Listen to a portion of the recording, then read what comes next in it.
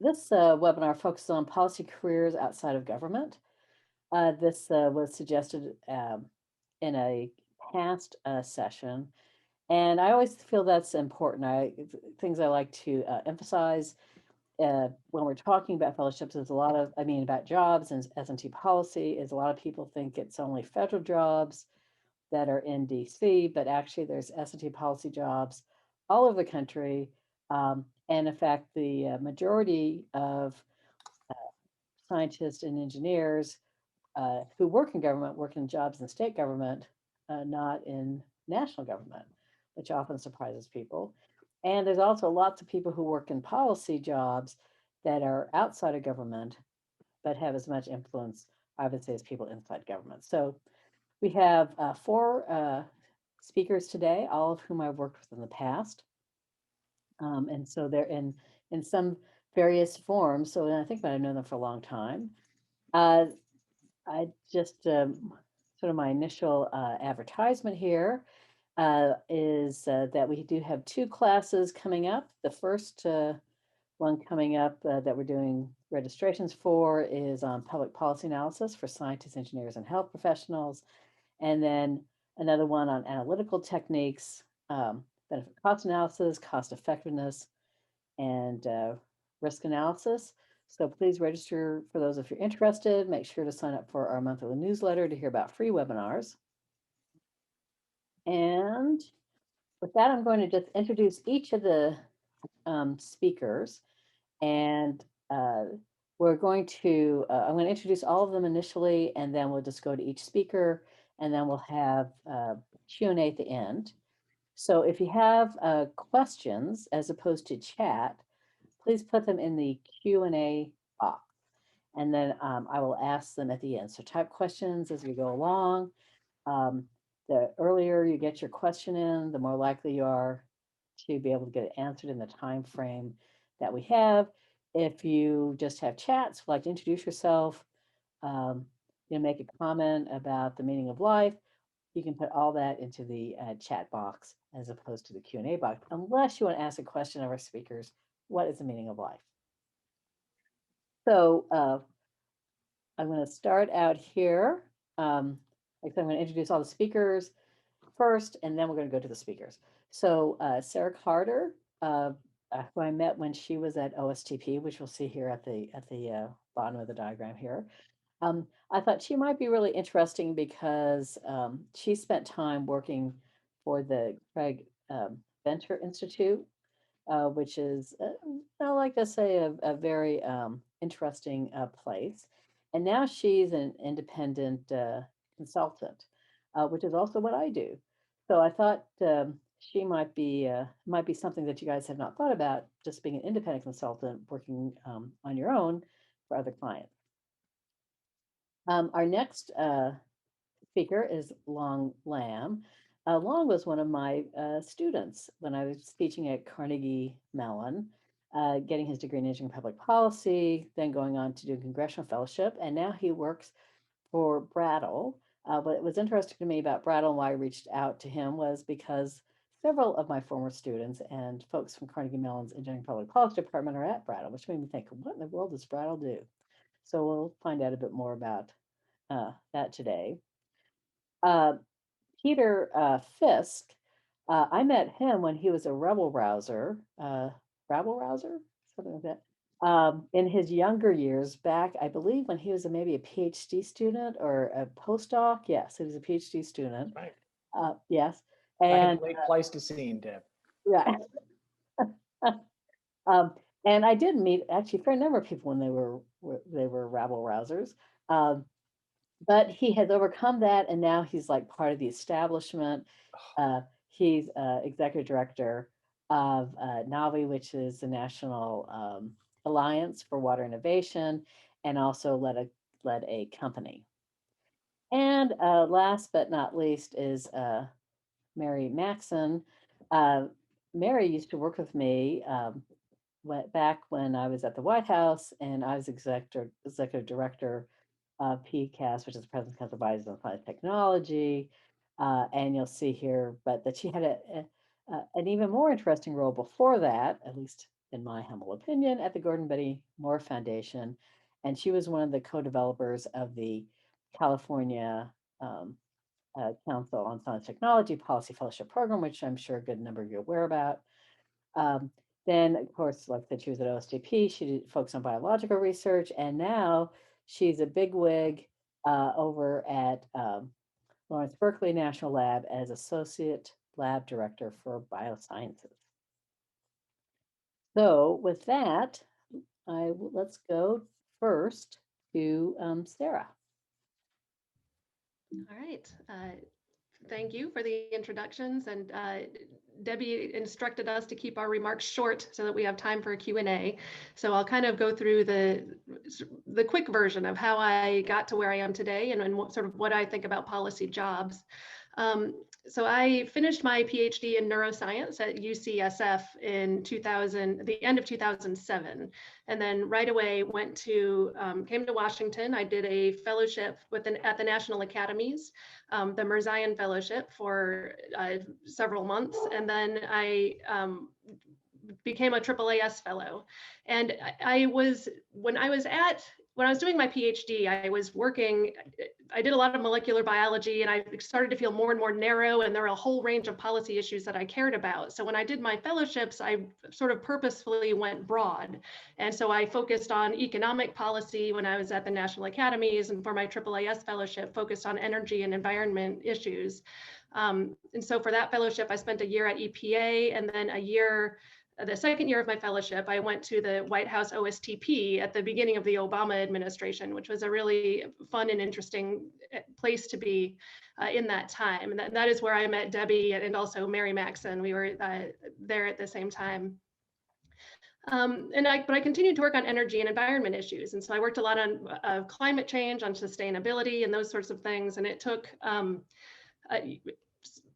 so I was there for a year. I was hired on for a bit after that, but at that point in my life, I felt like I had spent almost 2 years in Washington doing policy things, and I felt a need to get back to my more bio type roots, because I felt like I had sort of maxed out what I could do in the energy and environment space without having without that being my personal area of expertise. And I just really wanted to get back to that. It was also transitional for me because my oldest daughter, was born in that year, and I was just needed to do, OSTP was a little bit too hectic, and I just needed to figure out what I needed to do with my life. So I basically left OSTP, and I started to think about what I wanted to do and how I wanted to apply my new policy understanding in my area of expertise. And at that time, there was a job opening at the J. Craig Venter Institute. For those who don't know, the JCVI is a synthetic biology institute. It's a nonprofit research organization that created the first synthetic cell, so-called synthetic cell, which was at that time raising a lot of issues and raising a lot of eyebrows in Washington about the policy implications of such a thing, and people talking about bioethical issues and all of those sorts of things. The policy center there, it was a teeny tiny shop. It was only 2 people, but it seemed like just the right thing for me. And so I joined the policy center there and stayed for almost 5 years. And the policy center, the idea was that they would look at issues, look at synthetic biology and the issues it makes for policymakers. It was a soft money kind of place, so we always had to go looking for funding. We had to write, grant proposals. We had to do all those sorts of nonprofit and academic style things. But we got to look at the policy side of those questions, which was a lot of fun.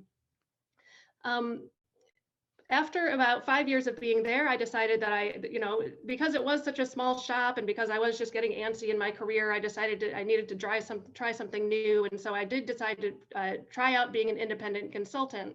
And I've been doing that now for 5 years, and it's been fully sustainable for me. So I felt very lucky that that's how it has worked out. But the issues that I have focused on have been a lot the same between the Venter Institute and in the last 5 years as an independent consultant. I've expanded in some ways and really stayed focused in other ways. So one area of expertise that I have developed over the past 10 or 12 years is one thread is what I call responsible innovation, and that has, to me, that's the fun side. That's about, what are the new and interesting technologies that are coming up? What is the industry doing that is developing, new and interesting biotechnology products? What are the new capabilities that synthetic biology startups are trying to make available to everybody? What is it about this democratization of biology and genetic engineering? And that's all really fun and exciting. And a part of that is the policy response. How do you regulate these things? Just recently, just earlier today, actually, I was talking to some people about putting together a workshop on the regulation of genetically engineered animals, because there's a lot of discussion right now about how that should go, and should FDA do it? Should USDA do it? What are those regulatory authorities look like? What should we do with these things? And this is an issue that has just recently come up, because before it was a lot of trouble to genetically engineer an animal, but those sorts of new techniques and CRISPR and all these other things have made those types of products a lot more feasible, and many more will be developed. The other sort of thread of activities that I work on have to do with biosecurity. So to me, this is the less fun side, but the obviously essential side as well, which is, do these new laboratory techniques make it more likely that somebody will use them to get to some bad end? Can they be used by a nefarious actor to make a pathogen? Do they make it more dangerous for the rest of us? The fact that these laboratory techniques exist, and can there be accidents? Can there be accidental releases and things like that? And that's something that I've spent a lot of time working on as well. So my clients are primarily US government or closely aligned with US government, nonprofits, think tanks, and things like that. But those are the kinds of issues that I get to work on, and I'd be happy to answer questions, about what my projects look like, or how I figure out what to go after, or what kinds of contracts I might get. But I think that's kind of where I am in a nutshell, the last 12 years of my life.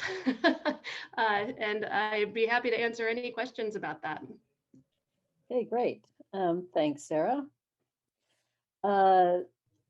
The next person we're going to hear from is Long Lam.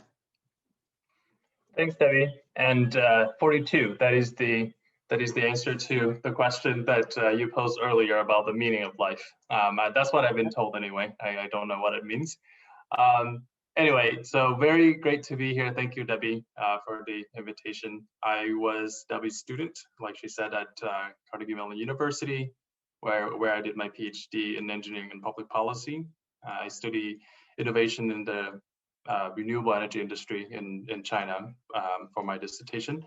And after my PhD, like Sarah, I also did a AAAS fellowship. I first did a congressional fellowship with a senator from Oregon, where I worked on energy and environmental policies.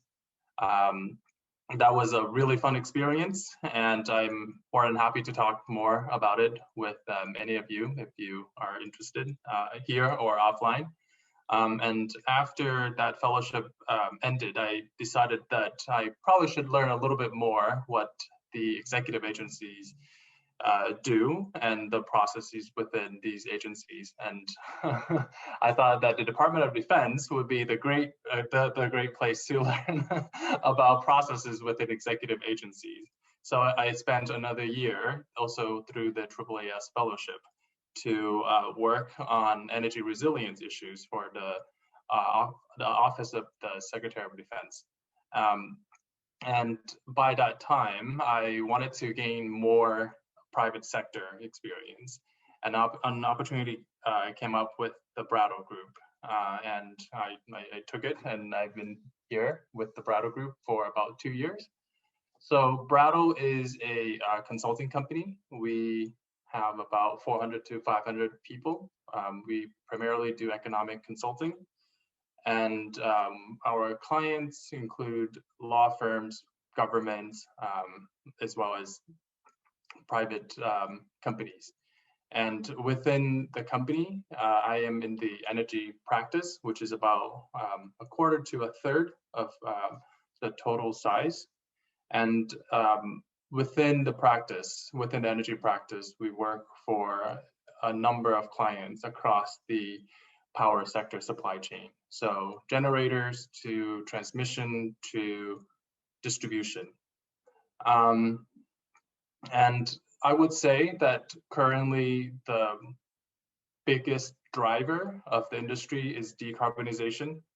So as you may know, this is the renewed focus of the new administration. And in the last 4 years, a lot of states and cities have committed to various decarbonization goals. So over 100 cities and more than 10 states have already made the commitment to transition to 100% clean and renewable energy in the coming years. And Biden committed to a clean electricity sector, 100% clean electricity sector by 2035. So that is a really, really big transition for the industry, especially because the industry is not known for moving very fast. So for our clients, we help them to try to implement, to first to understand what it means for their business, and then two, how to actually implement the different programs in order to accomplish these goals. So I can give you some examples of the work that we do. So for utilities, for example, they would need to consider resource planning.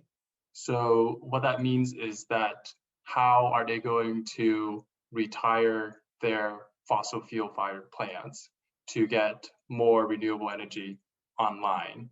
And of course, the implications are that when you retire a coal plant, for example, if the coal plant has some undepreciated or stranded costs, how is that cost going to be dealt with? And what about the community within the area of the coal plant who will be affected economically? So that is one area that we help the clients with. And then more recently, natural gas utilities are also facing this question.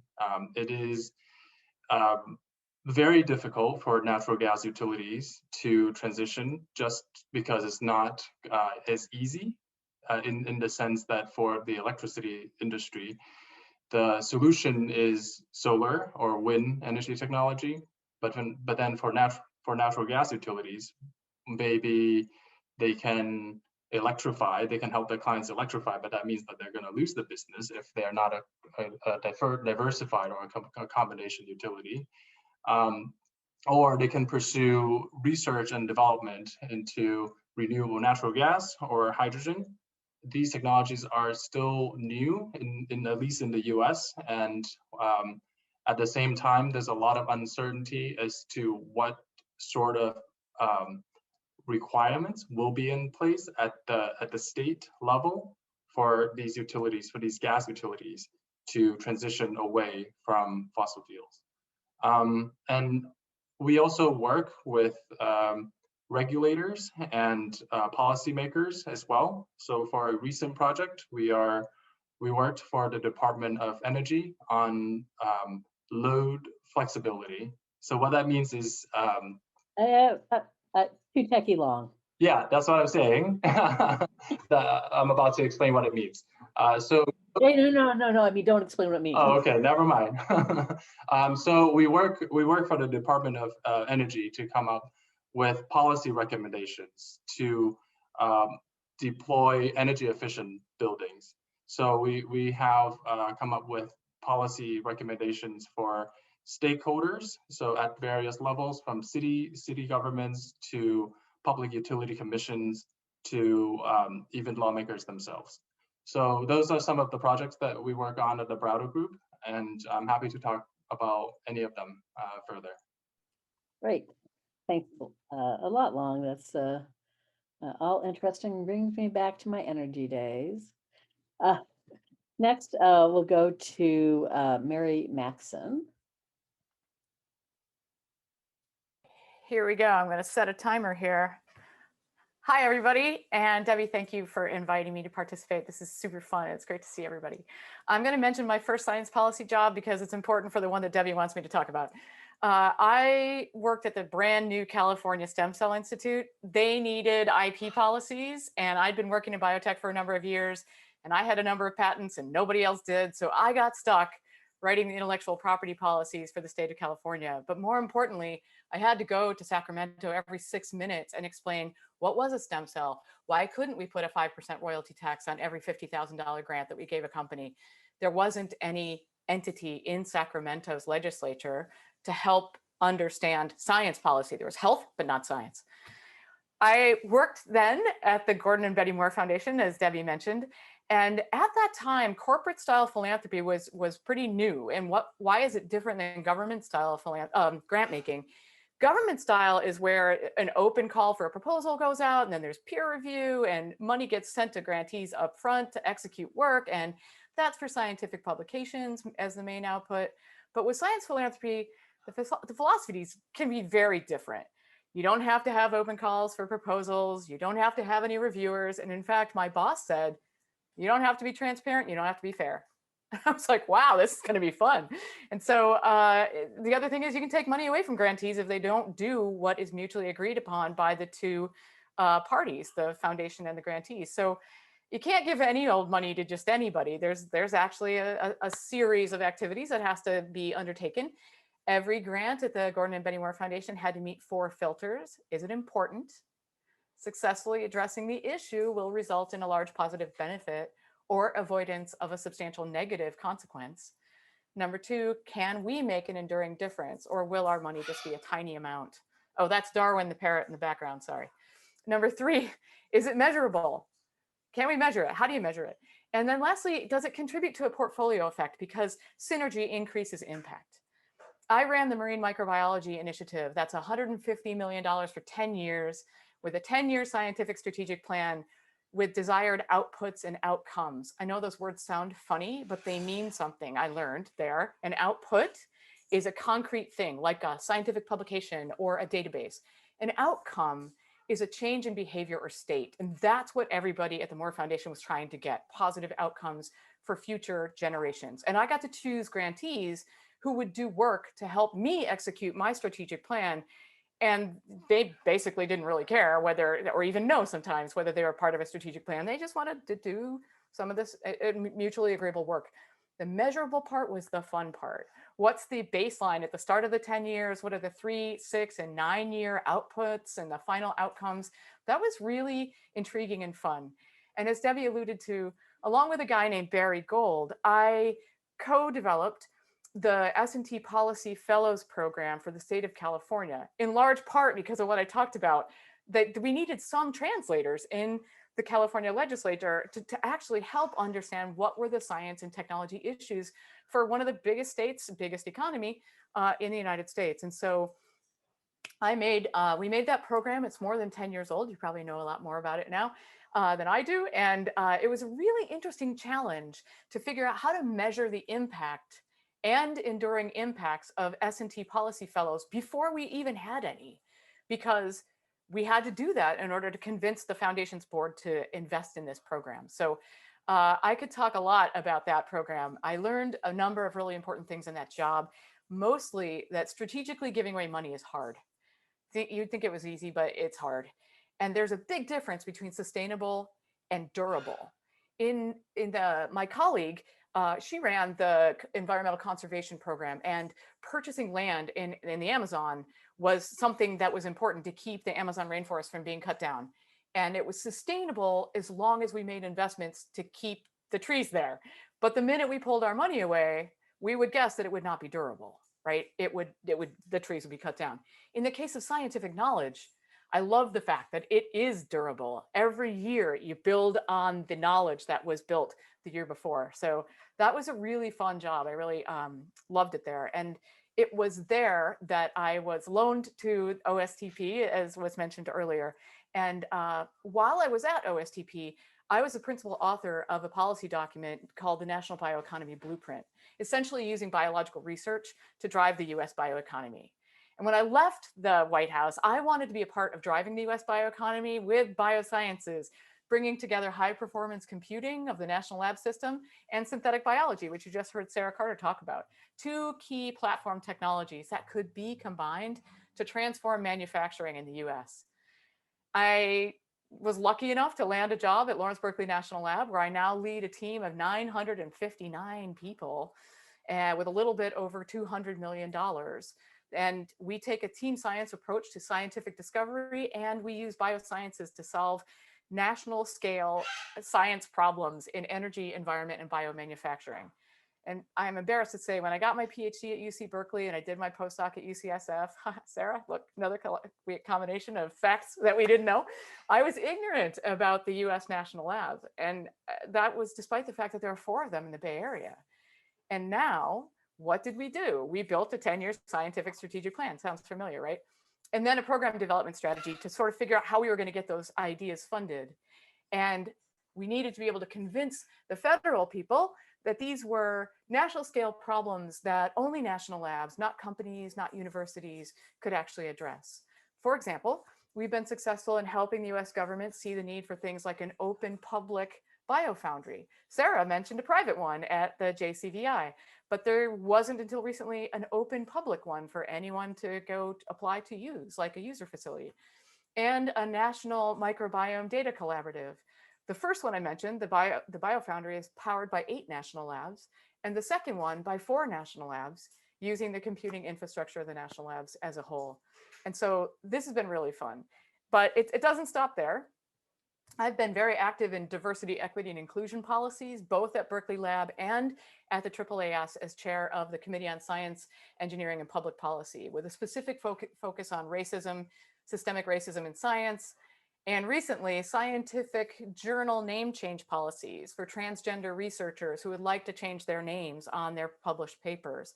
This is definitely, just this week, 2 new publications about this in Science and in Nature. But the local level, the national level, isn't the only place that I'm focused. I'm working also on, checking the timer, on the California bioeconomy. I am working with the governor's office to help California realize the potential of its renewable biomass. I'm also at the international level appointed by the US Department of State as a US delegate to the Organization of Economic Cooperation and Development to focus on bioeconomy work streams. OECD is hosted by a secretariat in Paris, has 30 member countries. And I'm also appointed to represent the US, the secretariat of the Global Bioeconomy Summit located in Berlin. And in both jobs, I work with the US Department of State to advance domestic policy, bioeconomy policy agendas. And it used to be a lot more fun, but it's still fun, although I have to get on Zoom calls at 3 o'clock in the morning and not actually travel to cool places like Paris and Berlin. And with that, I'll answer questions if you have any. Thank you. Okay, great. Thank you, Mary. Okay, last but not least is Peter Fiske. Well, hey, everybody. Thanks, Debbie, for this opportunity. And yes, it goes way back to our times back in the 1990s when we worried about what were the acceptable and conceivable professional pathways for PhDs. And were we thinking ourselves too narrow in the outcomes? And so if there's one thing you guys on today's webinar I hope will take away, it's just what a remarkable diversity of professional pathways are available to you with a PhD. And when we think, again, as Debbie has done so well, to think about science policy is not just solely a federal activity in a handful of agencies, but really the broadest possible instantiation of that. So I am Peter Fiske. I am now the Executive Director of DOE's National Hub on Desalination Research, a 5-year, $100 million research investment. But before that, I was the CEO of a company, actually, and for 18 years was in the private sector, working in startup world. Then going backwards, before that, at another national lab, Lawrence Livermore Lab. And as part of that journey from PhD scientist to these various other things, in 1996 and 1997, I did the White House Fellowship, which isn't strictly speaking a policy fellowship. It's open to all careers, but in particular, it's always looking for great policy-oriented scientists and technologists. So don't discount the fact that beyond the very well-established and vaunted AAAS program are these other pathways and other fellowships and give you an introduction. And Long, I was very intrigued that you went to the DoD as a AAAS fellow. In fact, when I was a White House fellow working for the Undersecretary of Defense for Acquisition Technology, I collaborated with the AAAS to start that program. So that was how we got AAAS fellows over to the Pentagon to begin with. So I'm just not going to spend some time. So I know we have lots of great questions coming in, but I'll simply say one of the things that I've done that is different than everybody else on this panel is that I've been in the startup world. And as I think about the intersection, a lot of people think, well, startups and science policy could, the intersection of that is the null set, right? And the answer is no, not at all. As we think about implementing and accelerating sustainability and are addressing the systemic problem of climate change in this nation, startups are the place where technologies get launched, and they are the most rapid acceleration vehicles for getting new technologies and new modes of business established in the US and the world economy. And so even there, when I was running these various companies, my role and my experience as a science policy person really served me very well. Not only was I looking to partner with public and federal and state agencies to help me develop the technology and field the technologies that we were developing in water and in manufacturing, but I also saw the trends as expressed in policy being manifest in the US economy. When people worried about emerging threats to water quality, for example, in urban water systems, we could see that coming as a policy issue. And then as a community of innovators and entrepreneurs, we could begin to prepare and get ready for the market opportunity that those policy shifts represented. And so I then, after 18 years, as I said, now going back, but going forward, after 18 years in the private sector, finished up with the last company, and then saw an opportunity where we were not seeing enough federal investment in a critical area, that is to say, better ways of treating and distributing water to people.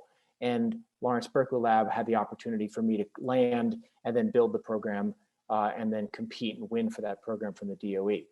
And so with that, I think, Debbie, let's turn the talking stick back to you, and let's open up the table for conversation. Great.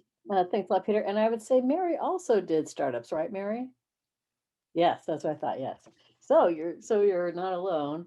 And one thing before we get started with our initial questions, which, by the way, I'm asking people to vote on them because we have so many, so we can cover as many so we can prioritize covering them, is that although Sarah and Long had fellowships, neither I nor Mary nor Peter did, correct? Well, you call it the White House Fellowship for a year in DC. Oh, you did with White. I did. did not know that.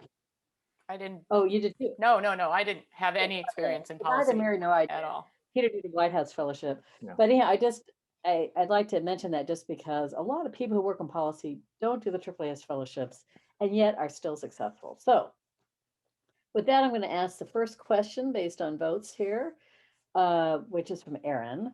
And this is, well, I guess now it's also for Peter as well, but for Sarah and Long and Peter, which is how essential were your policy fellowships in helping you get to where you are now? So let's start with Sarah. Yeah, for me, the fellowships were pretty important. And I mean, in addition to just giving me the job skills and experience about, what it even meant to be a science policy person, the network that the AAAS Fellowship allows is just, it's really hard to beat in Washington anyway. So it's many of my first clients I met because of the AAAS Fellowship. When I was an independent consultant, I earlier today, I mentioned that I was looking at doing a workshop on genetically engineered animals, and I thought, oh wait, there's a fellow, another AAAS fellow who I knew back then who worked on these things, and I just looked him up, and it turns out that yes, he's in charge of one division at FDA now that works on these things, and will obviously be somebody to reach out to for my workshop. And so for me, it was extremely valuable. But it is, as Debbie mentioned, it is not essential. I mean, there's also ways for non-AAAS fellows to plug in to the community. It's that the AAAS fellowship, one of its characteristics is that it is kind of everywhere. And so when you don't need to be one yourself to be able to plug into that kind of network and the broader network of science policy professionals in Washington. I'll say too that depending on what type of topics you focus on, you get to know your community pretty well anyway. Some of these policy issues, like I work on synthetic biology, biotechnologies, bioeconomy issues, and I feel like I have a pretty good handle on that whole community. The world is surprisingly small in that way. So you don't always have to be trying to figure out how to get your foot in that door, because the world is pretty small. Okay, Long? I think I don't have much to add to Sarah's points. Very great points, and I agree with all of them. The network is great. That said, there are other opportunities for you to get involved in the policy community as well. One that I can think of is professional societies. So for example, AAAS is one, and IEEE, the Institute for Electronic and Electrical Engineers, that's another. And ASME, the American Society for Mechanical Engineers, is another one. So I would venture to say that there's at least one that is related to what you are studying or what you are doing that you should try to seek out and see whether they have a policy forum or a policy community, a policy committee that you can join. I know that for IEEE, for example, they have an energy committee, they have a science R&D policy committee, and they're always looking for good people with good ideas to join. So that's another venue to break into the policy world. And then these days, I mean, I see people getting very active on LinkedIn, on Twitter, interacting with policy experts, and I think that's great. I think that's a very creative way to get your foot in the door as well. Yeah, Peter? Yes, so Long, I just want to say yes. Technical, scientific, and even professional organizations are a very exciting pathway. And most of the time, it's just about showing up, right? And saying to this organization, I care about this issue. I want to somehow see how we as an organization can address it. And I want to help you, make this happen. And again, in that respect, Long, I think that it's very common in the culture of PhDs for us to kind of feel like, well, we have to be qualified. We have to have some permission in order for us to act. No, you don't. Get out there. If it's something that it inspires you or pisses you off, get out there and do something about it. And I would say that as Long you said so well, the fact that we have an ability for people to project ideas so easily now is a great opportunity. So and Debbie, thank you for mentioning this wonderful program, Engineers and Scientists Acting Locally, founded by another AAAS fellow, Artie Garg. This is an effort to teach scientists how to get engaged at every level in the organization. I will tell you, even for policy, just getting engaged in your community at some level is an act of kind of policy engagement. Yes, and actually, Artie, when I met her, she worked for me at the National Academies. Oh, did as she? a science fellow, yes.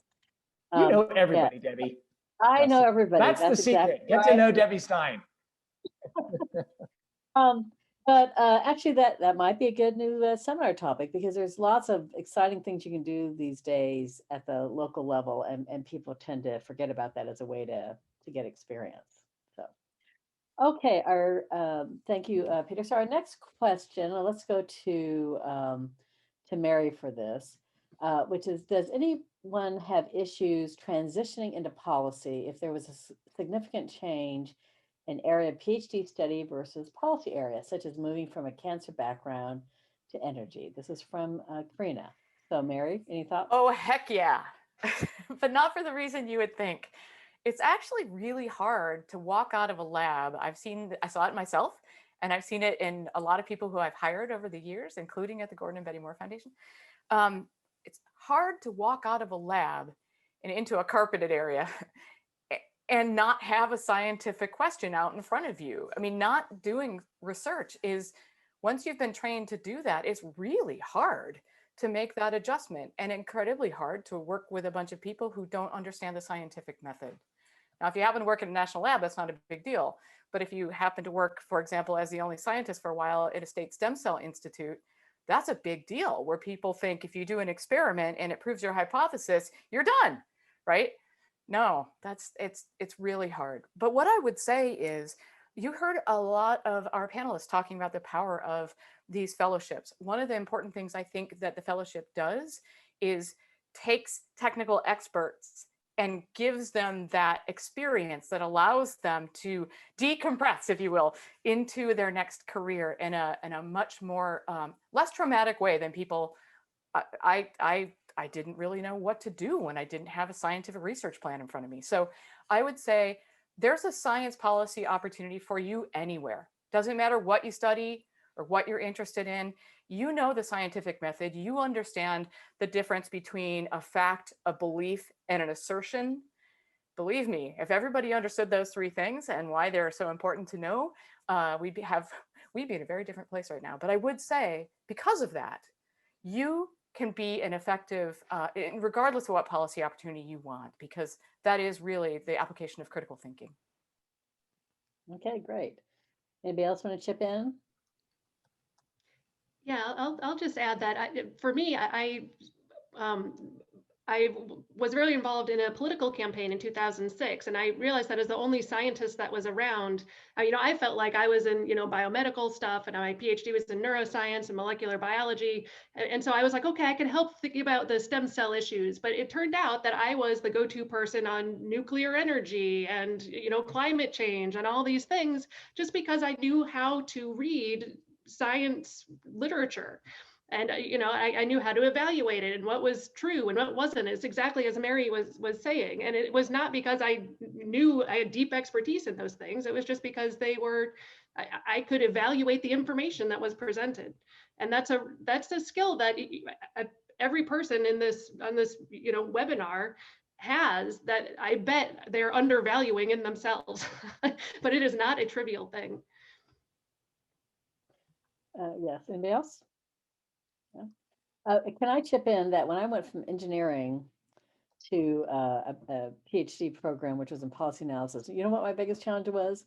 How many books you had to read and how much you had to write, because you really realize, boy, I mean, I had to read 10 books in a semester or something like that.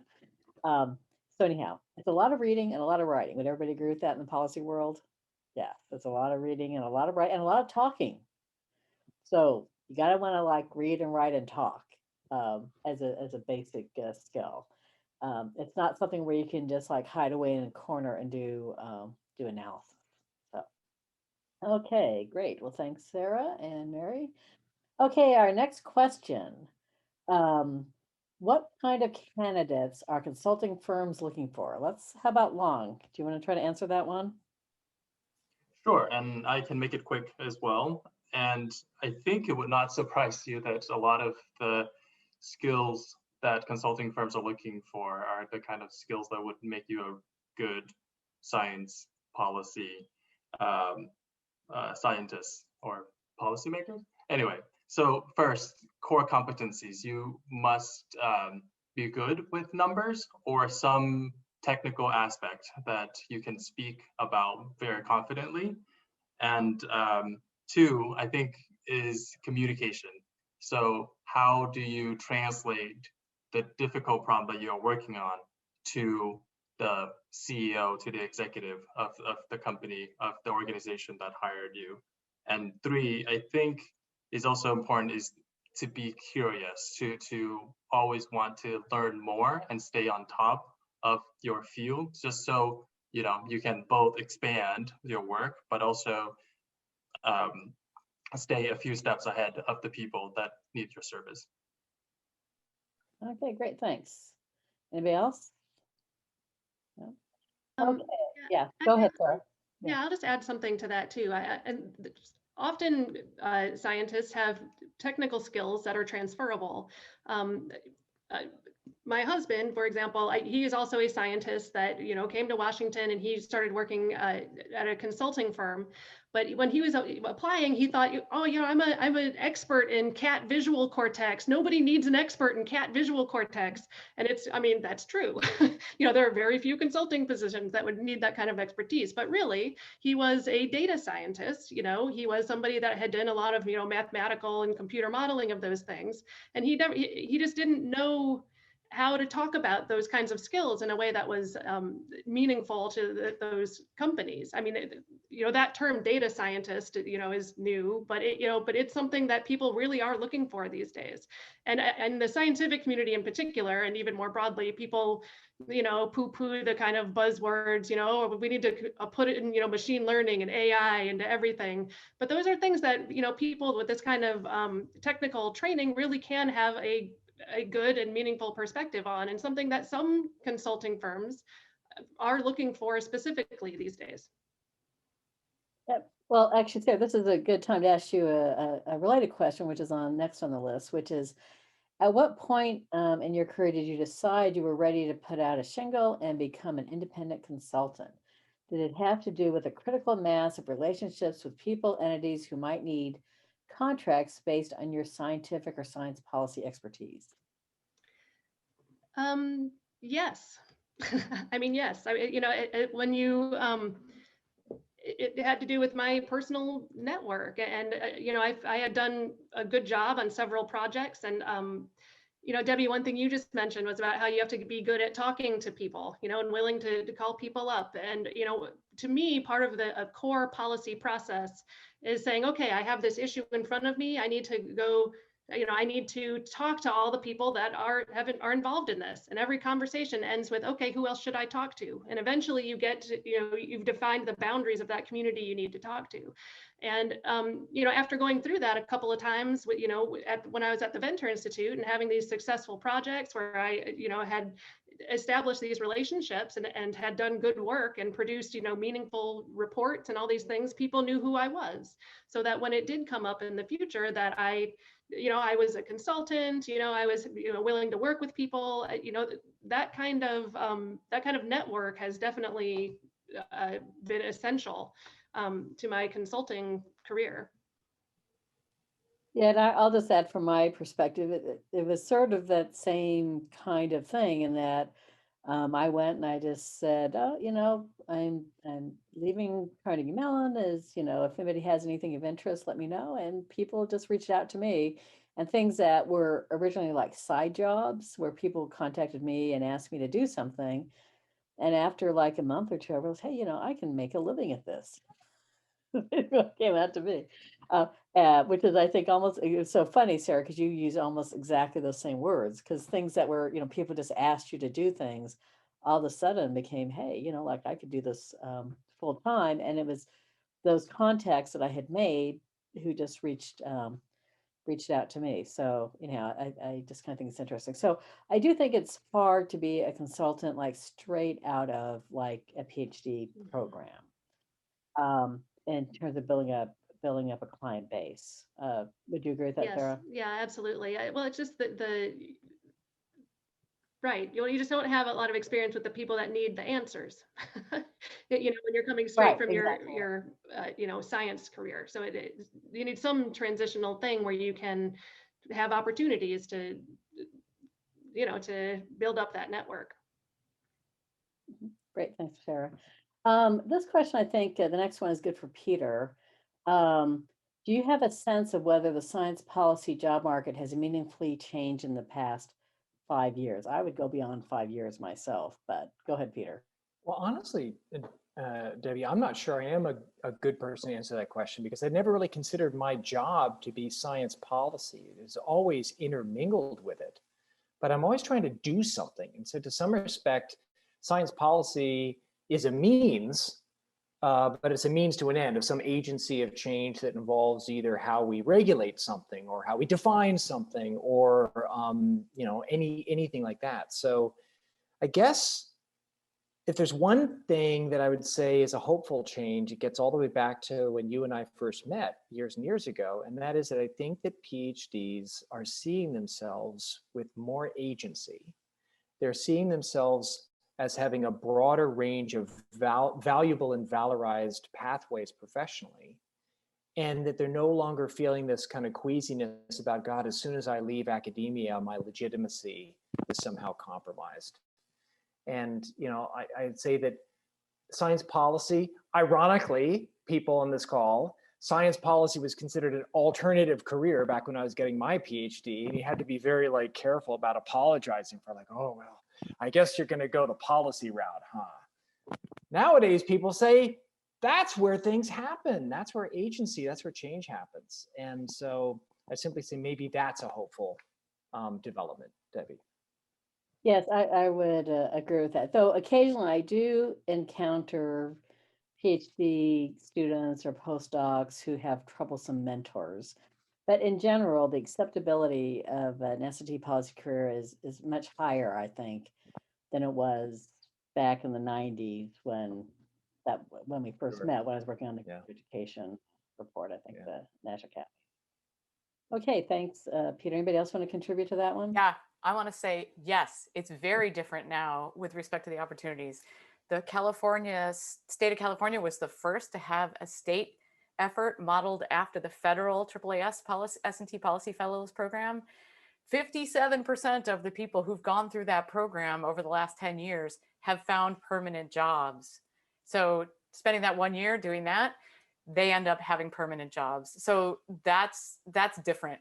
Also, I think, Debbie, what is there, a dozen states now that have these state policy programs? Awesome.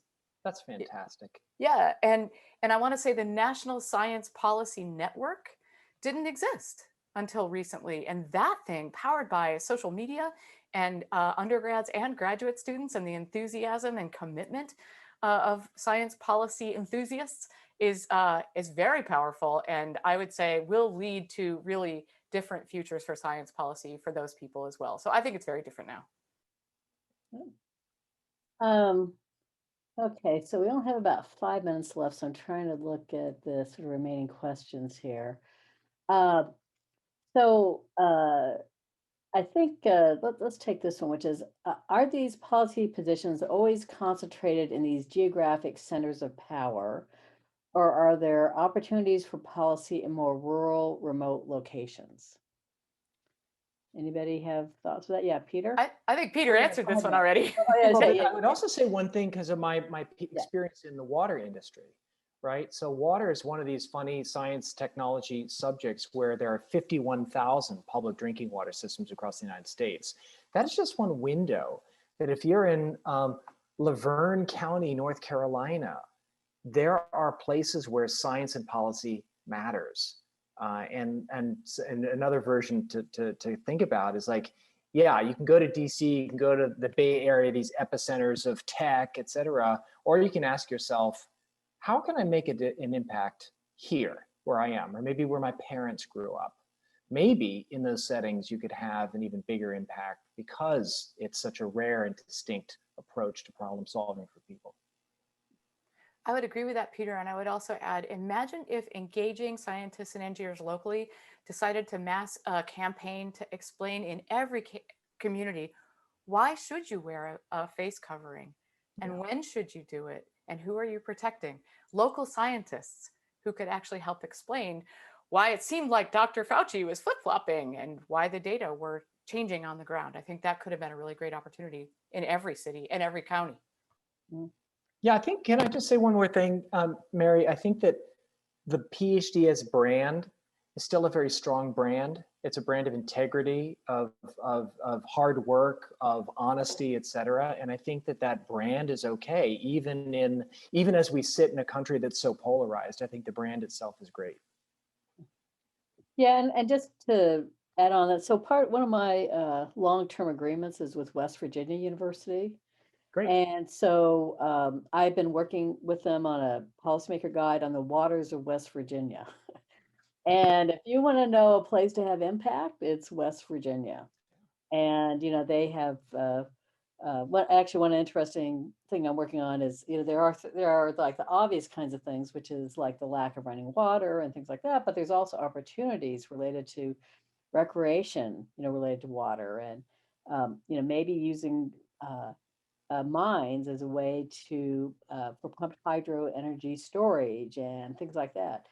So I would say that there's plenty of opportunities in rural areas to work on public policy and to really have an impact. And one thing that I'm fortunate about these days is that I can work on the projects that where I believe I'm going to have the most impact, and that's, you know, sort of very important to me.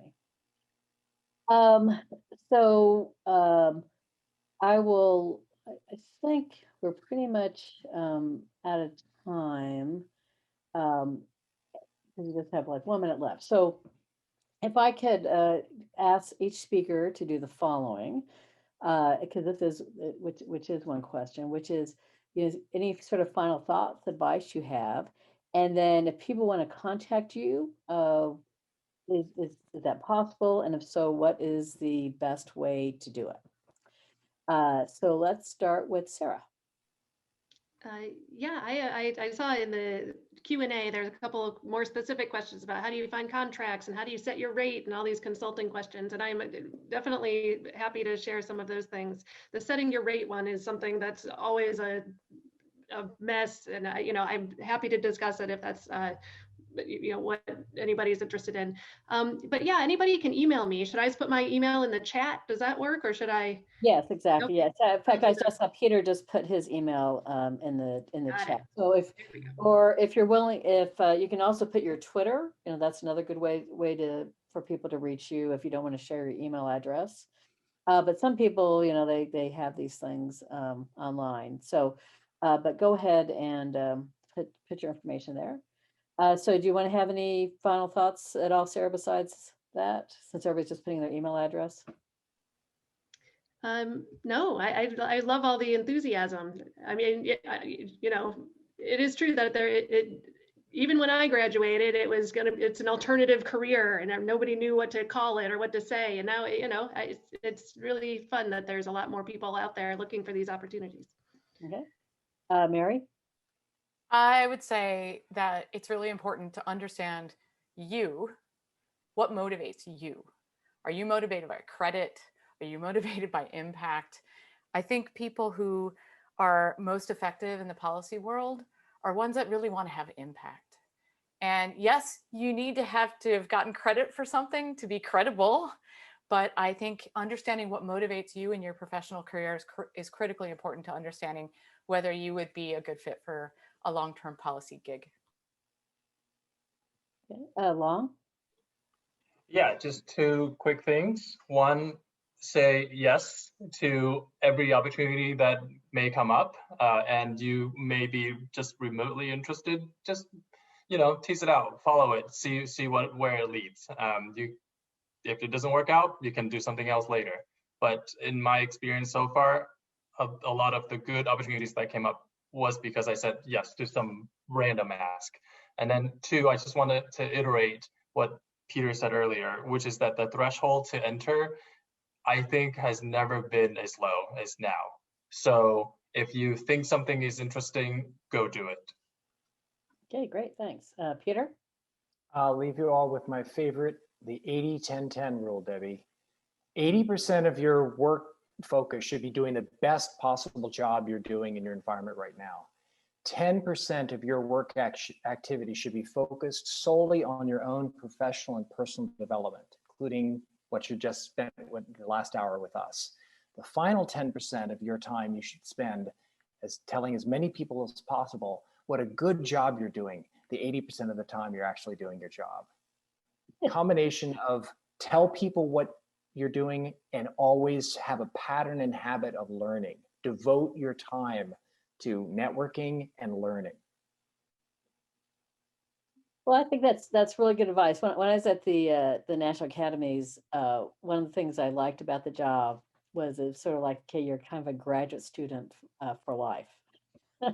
Because you're always learning, and that's the wonderful thing about science and technology policy is no matter how much you know about a particular policy field, there's always more to know, because it's a big giant world out there. So with that, let's do a virtual thanks for our speakers.